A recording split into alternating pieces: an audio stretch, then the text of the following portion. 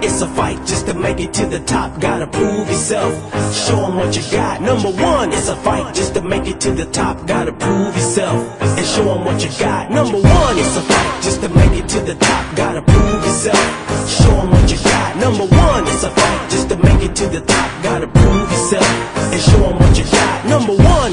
Welcome to Educators for Life, a winning world show with Shermanda.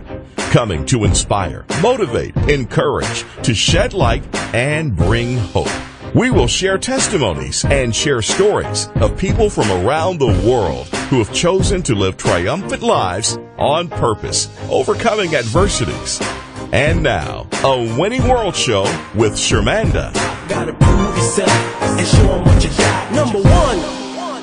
A brother offended is harder to be won than a strong city, and their contentions are like the bars of a castle. A man's belly shall be satisfied with fruit of his mouth, and with the increase of his lips shall he be filled. Death and life are in the power of the tongue, and they that love it shall eat the fruit thereof. Proverbs 18:19 through 21. Great day, beloveds. I pray your week has been blessed and you have accomplished all you planned with exceeding joy in your hearts. For it is our Father's good pleasure to give us the kingdom, found in Luke 12:32.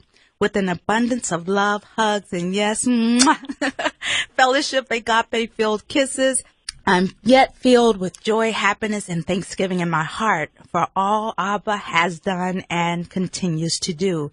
It is my desire to continue bringing you winning stories of victory and triumphant living through every test and trial that comes in our lives. Sharing the good news of overcomers is my path granted in showing forth hope, love, through inspiration, life lessons, the word to be a light in this world. Today's guest is a human resource influencer who assists aspiring and emerging millennial leaders. She has 14 years of experience in human resources and has guided, supported, and managed leaders in small private sector, nonprofit, multi-million-dollar, and Fortune 500 companies. In addition to leadership development, she is a trainer, speaker, and mentor who gets pleasure in inspiring others and planting seeds of hope. She's been employed at the Federal Correction Institution and was invited on multiple occasions to speak to youth and juvenile detentions about forgiving themselves and believing they still can have an amazing life. Let's welcome Adonia Dickson. Good morning, Shermanda. How are you? I am well, my sister. How are you today? Fabulous, thank you. Well, we met in the Les Brown Institute where we partnered with Les Brown as speakers, trainers, and coaches, a little over a year, maybe a year and a half ago? Exactly, yeah. It's actually almost been 2 years for me, but that first opportunity that I had a chance to hug you was, about a year and a half ago. So you came in as a founding member as well back in November of, was that 2016? I came behind you. The November was the founding members, and then I actually joined in January. Okay. And then was at the second certification, so I'm part of the second group. So but you know what? But we're all family. Absolutely. Now, where do you live, Adonia? Where are you in the country? I'm in Northern California, the San Francisco Bay Area, near Napa Valley. Unfortunately, near where some of our fires are happening right now. We are definitely keeping you all and those that have been directly affected in our prayers, because that is major. Now, did you grow up in California, or did you land there by way of, transition in life? Honestly, my family is from here. Now, my mom and dad were raised and born here, but their families came from Texas and Louisiana. And we've been in California a good portion of our lives. I haven't lived here the whole time. I was married to a military man and we did travel, but California is my home. That's home. Awesome. So, tell us something about, your growing up. I know we're going to hear a lot about this in the A Winning World anthology that you're going to be a part of, that we're hoping, and it's slated to be released right at Christmas time, to tell these amazing stories. But can you tell us a little bit about, your growing up in California? Absolutely. I actually think anyone that would look from the outside in would see us as a normal, happy, loving family. I had both my father and my mother. My mother being obviously the matriarch, she's the one that loved on us and spent the time with us, and interestingly enough would always tell us we can do anything we put our minds to. Very positive, petite woman, 4 foot 11 inches tall, but had a mighty, mighty big spirit. And we did lots of things together. We played games together. We put puzzles together. My mother would be the parent where all the kids' houses would hang out at our house and would feed us. We would go to concerts. We went camping. We went fishing. We just were that family. The ironic part of that family dynamic is my father. My father was the stern discipline, and son wasn't what you're supposed to do. I'm supposed to go to work. So rarely was my father part of that dynamic. It was my mother really that mentored and nurtured us. So it was an interesting family. At a young age, I'm the youngest of 3 children. We are 3 years in order, so between the 3 of us. And it's interesting because I'm the child similar to my mother, very emotional. We cry when we watch commercials and movies and just at the drop of a hat. We love hard. When we're sad, we're very sad. When we're angry, we're angry. My sister, who is the eldest of the 3, is similar to my father, very dominant and determined, and the touchy-feely thing that's not what we do. So she was the stubborn, and I don't want to hang out with you guys type of a person. And then there was my brother, my loving brother. I love my brother like no other. My brother was the middle child, and that child was the loving and the manly. Chivalry was important to him. He took very good care of us. So he, to me, was our balance.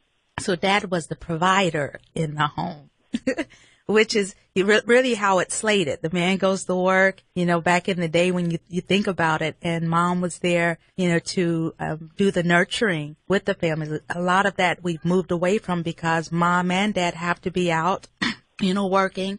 And the children aren't getting, that direct input, that direct nurturing that we once had. And like you said, hey, your house was the go-to house. My house was like the go-to house. And, Mom was always there giving that encouragement on, you can do anything you put your heart to. That was our first inspirational words. And for me, Exactly. Definitely it was the word of God. Always Mom would wake us up 4 o'clock in the morning praying, sometimes 3. To pray and then make everyone clean up. But yes, indeed. But it was a foundation, So I love hearing you talk about the family dynamic because it's something that we're in some respects getting away from, and it's beautiful to hear this so that maybe those that are listening that can kind of retrack or redirect their direction to get back in that place. I think it would make a world of a difference in what we're seeing taking place in our world today. So with that, Adonia, okay, all of the beautiful things that, came with childhood growing up and, having Mom, Dad, and everyone in their prospective places, the love, the sternness, what have you. What happened in life to take you, to having life happen? Wow. I think the first thing that comes to my mind when I hear that question is I painted a story of a pretty strong foundational family. But I remember the day my sister grabbed me as I walked through the hallway and said, Mom wants to talk to us kids. And they took us in the living room and sat down on the sofa. And we're compliant. 1, 2, 3. We sat in our little row. And my sister looked over at me and she said, you better not cry. And I looked at her puzzled, like, why would she say such a thing? My mom came in, looked down on the ground, looked sad, and that was the day she told us her and my father were getting a divorce. The first thing I did was cry. And my sister looked at me and said, I told you not to cry. Mind you, at that point I was a kindergartner, did not know exactly what divorce was, but I knew something was going to break up. And the first thing I remember is, oh my God, what is going to happen? to us kids. Our parents are going to leave us, is what I believe happened. That began my road of sadness because I thought everything was always going to be happy. What's interesting in that, I was always a shy child. I was a child that was easily bullied, and I would run and tell mom they teased me. I was a child that tattletaled if they looked at me funny or wouldn't let me play. I was a very sensitive child. And I often remember being teased. And those little experiences changed the dynamic for me, and I started to feel this feeling of hopelessness. As my parents, who I thought were everything, can't stay together, what was going to happen to me? So that little girl that had always been insecure started even more so spiraling down to thinking I wasn't good enough. And the kids and my family friends and my sisters and brothers' friends teased me. I was an easy target. And every time someone teased me, it was confirmation that I wasn't good enough. When I went to school, I was teased. And I was teased a lot because I was called ugly. I was called too proper. And I used to think, well, what the heck does that mean? The fact that I enunciated my words made people uncomfortable, made people think, oh, you think you're better than us. And I got crowned, stuck up, ugly, all kinds of really harmful things. And Shermanda, I believed it. And all it did was confirm that little girl inside of me that heard those words, me and your dad are getting a divorce. And I spiraled. And I spiraled so much that it took me well into my adulthood to understand that maybe those words that I kept telling myself might not be true. It was very difficult. And here's the other thing that twisted a little bit for me.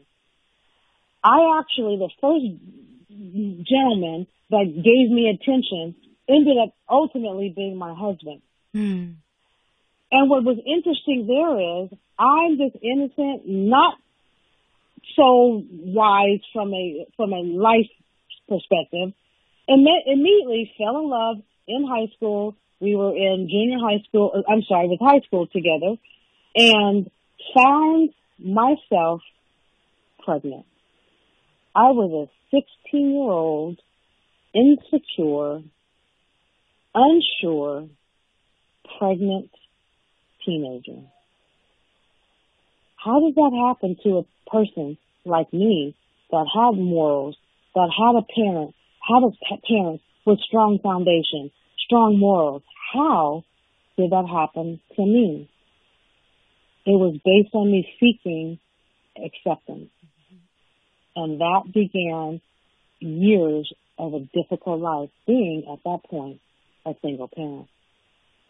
And isn't that amazing that the first life happened at such a young age? You said kindergarten, and it affected everything else, in your life going forward. Of course, you didn't understand the dynamics, but as you've come into adulthood, it's, we're given the words now to go with the things that we were being plagued with or confronted with through those trials and tribulations. And then you come into teenage years where you're wanting that acceptance. You're wanting to feel that love. There was a disconnect in there that didn't allow you to know that you were loved. And oftentimes I had another fellow on a couple of weeks back that went through something similar, but oftentimes we as children take it on as, we are the problem. It was our fault. And our parents oftentimes, now there are some that do go through counseling and know how to deal with things and balance things out with their children. But, back in the day, and even with some people now, they're just trying to figure it out. They're just living life. But you come to this place of teenager with a baby, with the person that will eventually become your husband. Okay, another life lesson, another life, blow in a sense, but blessing. Can you tell me what happened at this point? Absolutely. So obviously, or not obviously, I shouldn't make that assumption that it's obvious, I made the decision that having that child was the right thing to do. And it was the right thing to do because that was a gift of God. Now, my mother did not realize and did not know until I was close to 3 months. So even if I had chose to go a different direction, that probably wouldn't have been a safe choice. And it was difficult, even though I had great communication with my mother. It was very difficult to tell her because I did not want to hurt her feelings and disappoint her. So then now I feel like a disappointment. Ultimately, my beautiful baby girl was born. I was 17 at the time of her birth, just graduating high school, and now I'm a parent. Never once, however, did I think that I was not going to take care of her. I wasn't going to drop her off at grandma's. I wasn't going to give her to mom and say, hey, you help take care of this kid. I'm still a teenager. I want to go party. It never, ever crossed my mind.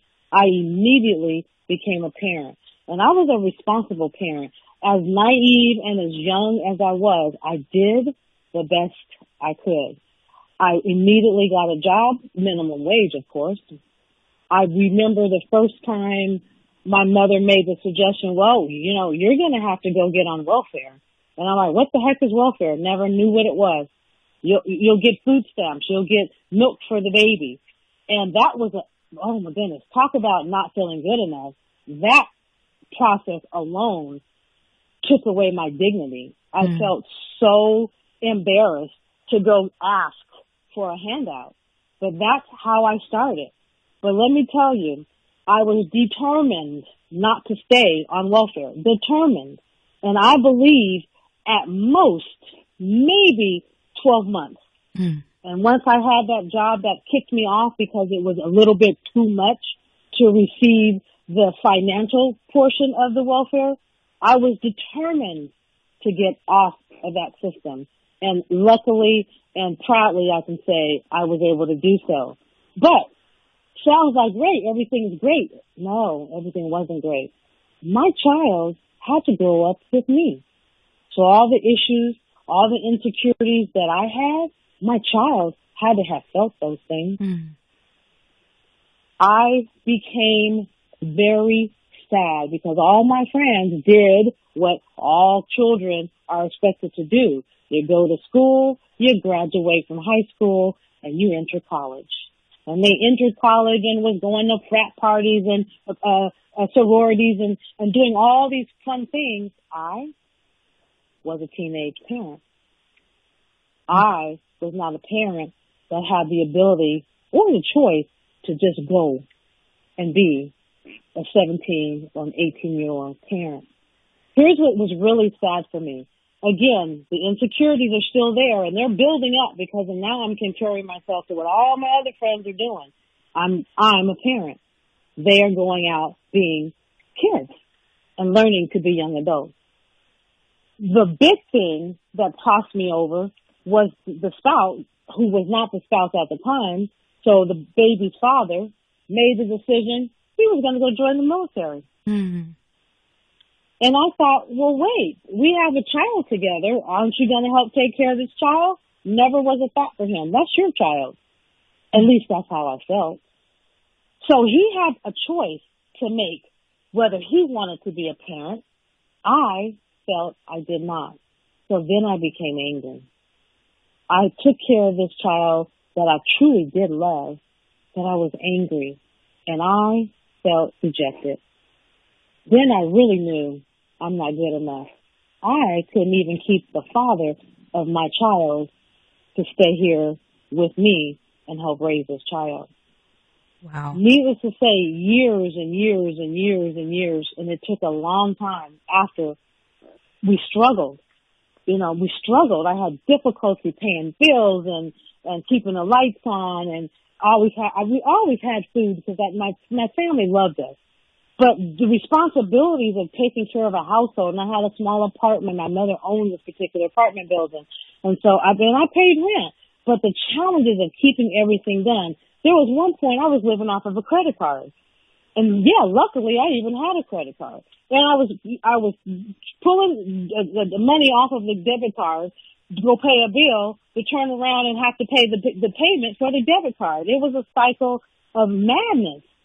And then there was that one fateful night where I woke up the next morning and I was determined I didn't want to be here anymore, Shermanda. Wow. And I was planning my suicide. Jesus. There's no family member today that knows that I was that dark and things had gotten that deep for me. I was planning my suicide. And even that I couldn't do right because I couldn't figure out how could I do this and not have it impact people. Well, you can't. You can't take your life that God put you on this planet for and think it was okay. And so it wasn't for that child that was in the next room called my daughter, I would have taken my life. But because Adonia is responsible, I said, oh, I can't do this. I got to take care of my child. That's what pulled me off. That's what stopped that decision because I happen to be a responsible person. And I know. And it was Go ahead. No, it was just difficult for many years after that. Mm-hmm. But then eventually the light came. And that's what we want to cross over into because I know a lot of this is going to be explained in the anthology, which only tells a piece of your story, but you're also writing a book about your story. So we want to take the audience into the place of winning. We don't have a whole lot of time, but I want to cross you over and cross us all over into that winning place where you are today. You know, I get excited. That's an exciting question for me because when I see where I am now emotionally, if no other reason, I get excited. Let me tell you why. It's the little things that make a big difference. And here's what I've learned throughout this process. Words matter. Yeah. Man, does words matter. What you think about yourself and what you believe about yourself has everything to do with your life and where you can go. Everything. So one day, and I was probably in my early 20s, I was watching television, and you're going to be maybe not even surprised to hear this. And we have public broadcasting stations, and they have all kinds of informational channels. And guess who pops up on this public broadcasting station? Les Brown. This fabulous Les Brown. And I remember it like it was yesterday. And he was talking about you deserve and telling you all these wonderful things about how your mindset, again, can move mountains if you think positively. And that in spite of anything that you've done that's not right, get over it. Move on. This beautiful chocolate African American man with his funny giggle and funny laugh was telling me that I deserve, that my life could be different. He planted the seed for me, Shermanda. Wow. He planted this seed of hope. And I remember, for whatever reason, I tend to take notes a lot. I started writing down some of the words that he would say. And again, he's, as you know, he's very animated, very comical. He talked about like being bold and the importance of being positive. And one thing that I really remember about that, what he said is, you can always be better than your best. And I'm like, what? You can always be better than your best. So even if you think you're at your best, he's telling me that I could be better. That it's the first time I saw a vision of, well, could my life change? I'm telling you, Mr. Les Brown, along with people like Tony Robbins. I saw an infomercial, and that's really going to date me because I don't think even people today know what an infomercial really is. It's a commercial of information, and they're selling products. And I believe his was the power, something about the power of your mind.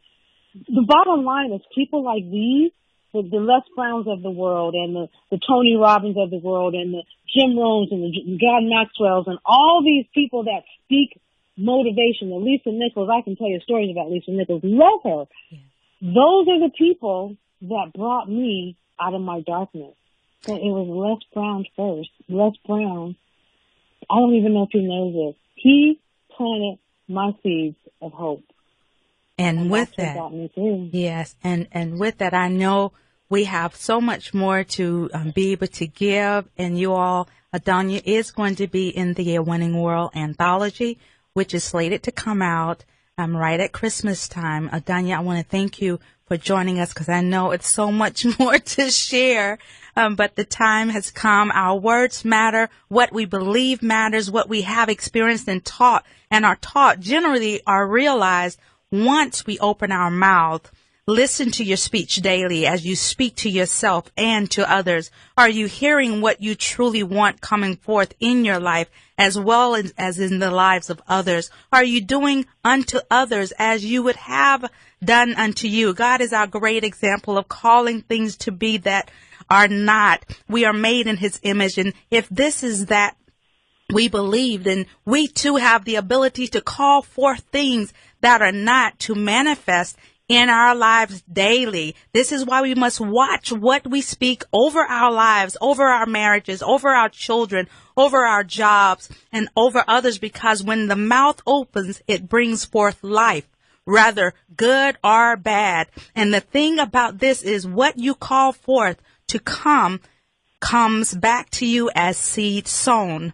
To dream big and live abundantly, we must see it first from within. This week, go beyond your limits and allow yourself to have what you thought you never could have, because Yahweh, and remember, good pleasure is to give us the kingdom that we believe, that thy kingdom come, thy will be done on earth as it is in heaven. That we can imagine in heaven above is already here for us on this earth we live in. Great week, healthy living, manifested healing, safe travels, and much love to all. Thank you for joining us today, Adonia, again, and to the listening audience, until next time. Thanks for joining A Winning World with Shermanda. Do you have a story or testimony and would like to be considered for an interview on the show? Connect on Facebook at A Winning World or Educators for Life, or visit Shermanda.com. Telephone 904-533-5222 or email connect@educators4life.com. Tune in next week for more winning stories on A Winning World with Shermanda. Number one.